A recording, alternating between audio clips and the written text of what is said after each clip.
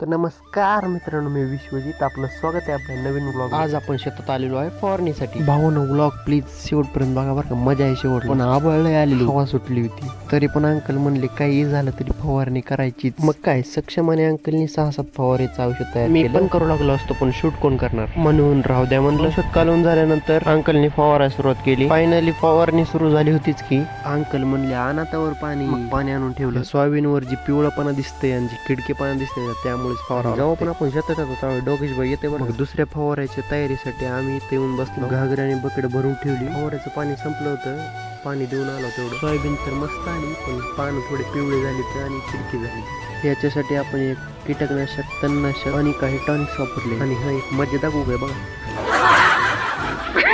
नंतर मी ती फवारायला चालू केली, पण आबाळ एवढं कडक जलतं आणि अंधार पडल्यासारखं वाटलं. पण पाऊस येऊ नये म्हणजे झालं. मेथीचा शेवटचा फवारा पण फवारायचा झाला. फवारायचं झाल्यानंतर सक्षम आणि मी निघालो पुढच्या लोकेशनला, म्हणजेच आपल्या खालच्या शेताकडे. खालच्या शेताकडे पाणी होतं, जसं तळ्याकडे जाईल तसं सक्षमला वाटाल तर आत्ता काही सुट्टी द्यायची नाही. आपलं कसं असतंय, काम आणि करमणूक दोन्ही सोबत. मग तिकडून आला, बघितलं अंकलन तात्या बैलाच्या शिंगाला काहीतरी करत होते. ते जास्त झालेलं सिंग केलं असावं. तर मित्रांनो, आपला ब्लॉग कसा वाटला शेवटला कमेंट मध्ये नक्की सांगा. आणि ब्लॉग आवडला असेल तर एक लाईक तर बनतो शेवटी. Like, share and subscribe.